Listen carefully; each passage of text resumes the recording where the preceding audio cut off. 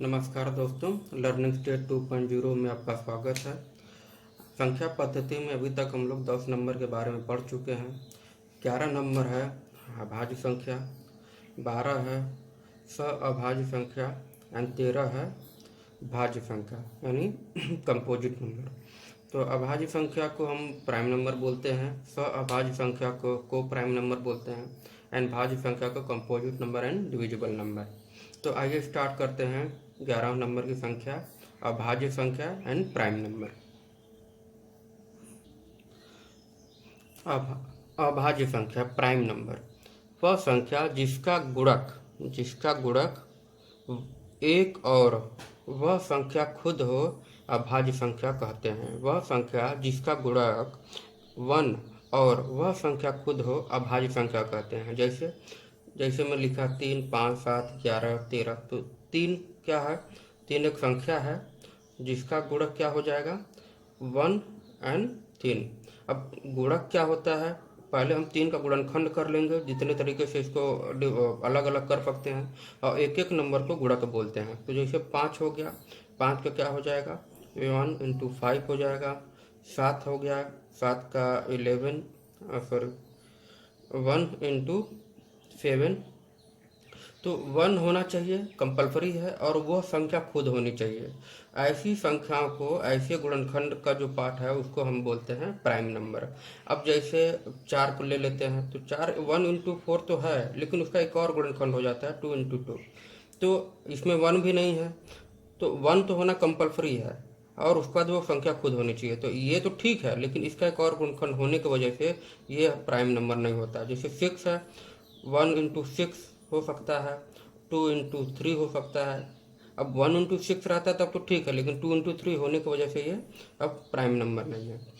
जैसे 9 है, 9 भी वैसे ही 1 इंटू 9 कर सकते हैं, ये भी हो सकता है। 3 इंटू 3 भी हो सकता है, ये भी हो सकता है। ये हो सकता था, लेकिन 3 इंटू 3 होने की वजह से अब ये प्राइम नहीं है।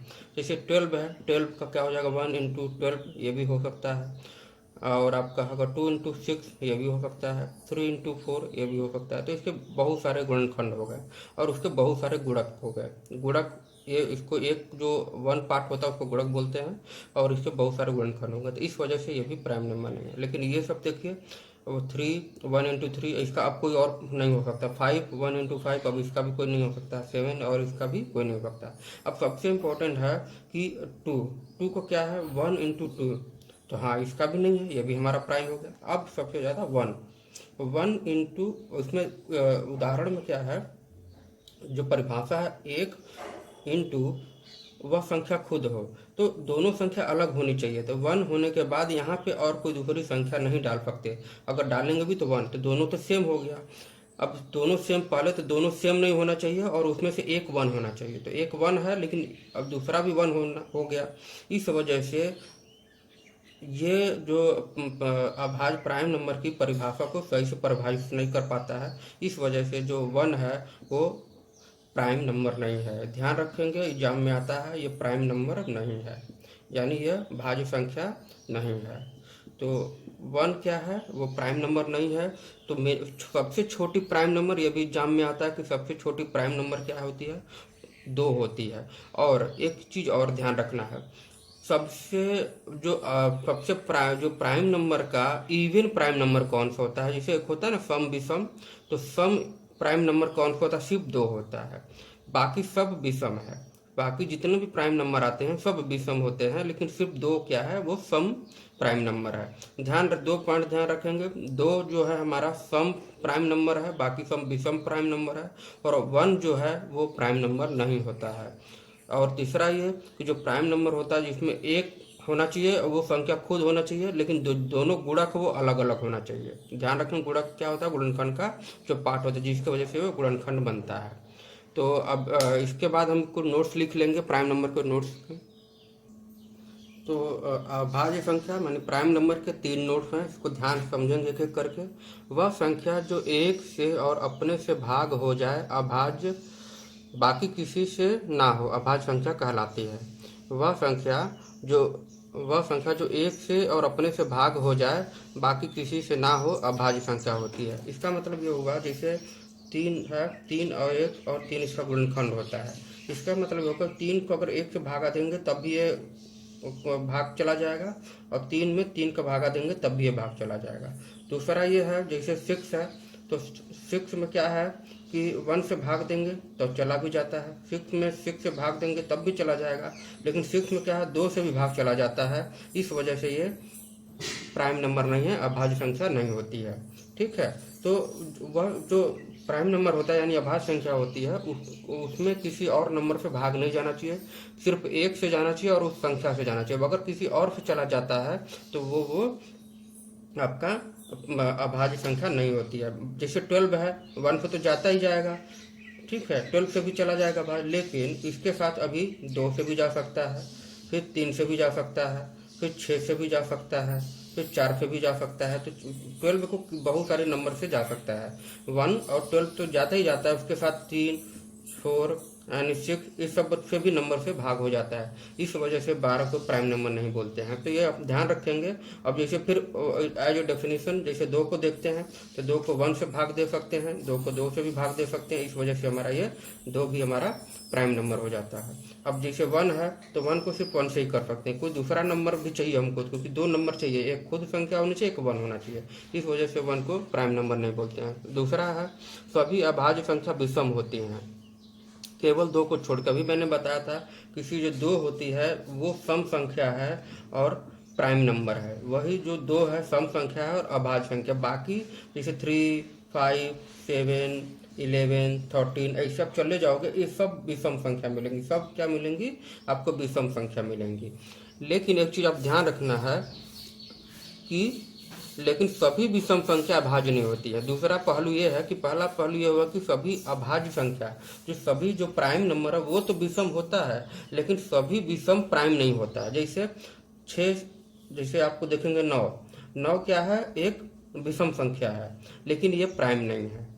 ठीक है, तो मतलब कहने मतलब कि जो सभी अगर हम सब विषम संख्या इधर किनारे रख दें, अब बोलेंगे ये सब प्राइम है तो कहेंगे कि नहीं, क्योंकि कुछ इसमें ऐसी संख्या होंगी विषम तो होंगी लेकिन वो प्राइम नहीं होंगी। लेकिन इसमें क्या है, सभी अभाज्य संख्या विषम होती है। अगर सभी हम अभाज्य संख्या यानी सभी प्राइम नंबर का एक जगह रख लेते हैं तो उसको बोलेंगे क्या ये विषम संख्या है? तो हाँ, उस समय बोल सकते हैं ये सब विषम संख्या होंगी।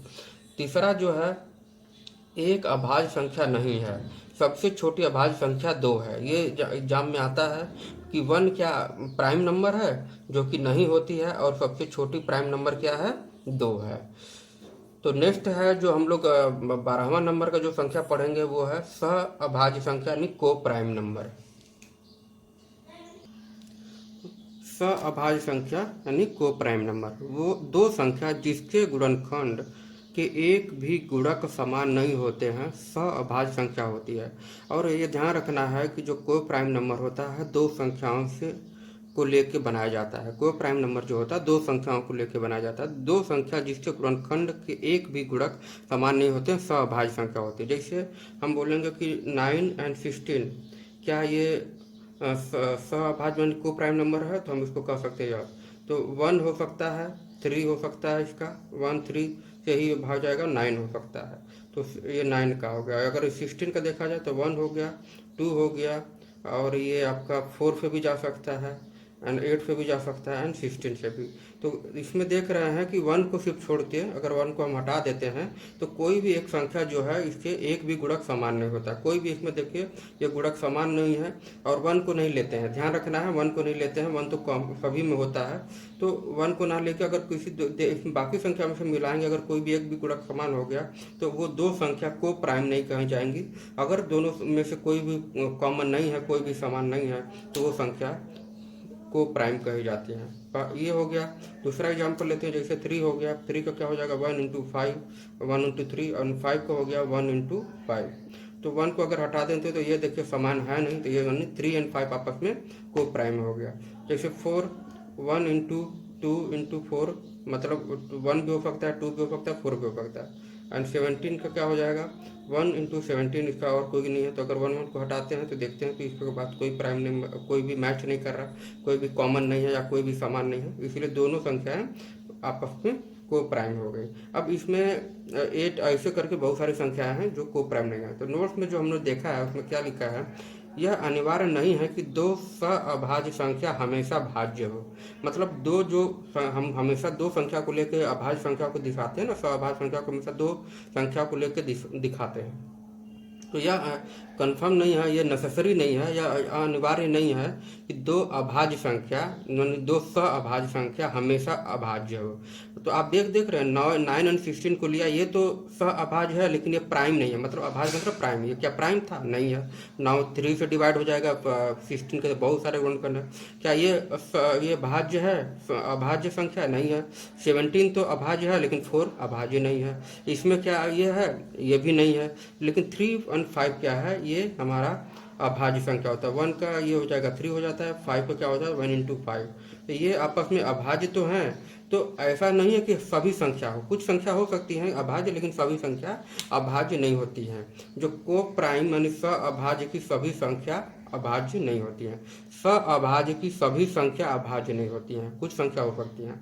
यह अभाज्य संख्या हो सकता है और नहीं भी हो सकता है। जैसे अगर ये हमको प्राइम निकालते हैं तो कोई एक अभाज्य भी हो सकता है, यानी प्राइम भी हो सकता है और नहीं भी हो सकता है।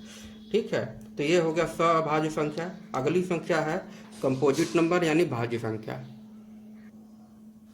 तो 13 नंबर है भाज्य संख्या, कंपोजिट या डिविजिबल नंबर। इसका परिभाषा वह संख्या जिसके गुणनखंड में 3 या 3 से अधिक गुणक हों। वह संख्या जिसके गुणनखंड में 3 या 3 से अधिक गुणक हों वह होती है भाज्य संख्या। ध्यान देना है, प्राइम नंबर में यानी अभाज्य संख्या में सिर्फ 2 गुणक होते हैं। एक हो नंबर 1 होता है और वो संख्या खुद होती है।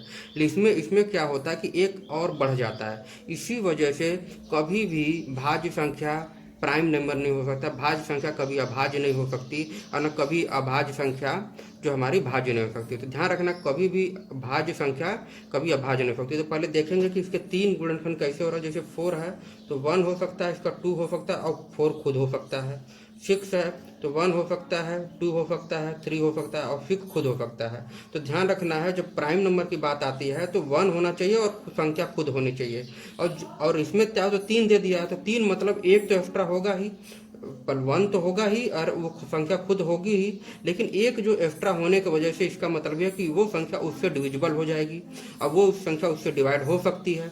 अगर जब वो डिवाइड हो सकती है दूसरे संख्या से तो कभी अभाज्य नहीं हो सकती, क्योंकि प्राइम नंबर में तो यही कहते हैं कि कोई और संख्या से डिवाइड ना हो, 1 से हो और वो संख्या खुद हो। अगर अदर संख्या से और कोई संख्या से डिवाइड हो जाती है तो वो प्राइम नंबर नहीं होता है। तो इसका मतलब ये हो कि भाज्य संख्या कभी भी अभाज्य नहीं हो सकती। 6 को देख लेंगे, 1 3 एंड 6 हो गया। 10 को देखेंगे तो 1 हो जाएगा, 2 हो जाएगा, 5 हो जाएगा।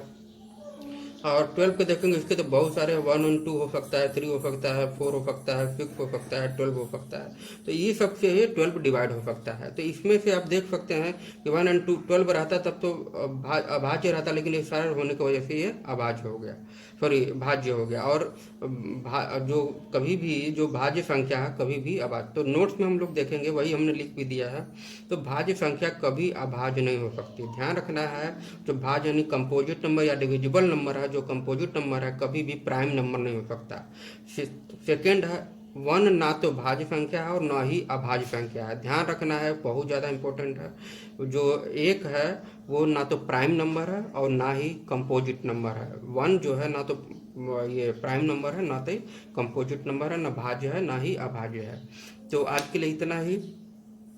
अगले अगले वीडियो में हम बाकी की संख्याओं के बारे में पढ़ेंगे। अगर आपको ये वीडियो अच्छा लगा तो आप इसको लाइक करें, कमेंट करें, शेयर करें और चैनल को सब्सक्राइब करें। तो मिलते हैं अगले वीडियो में। जय हिंद।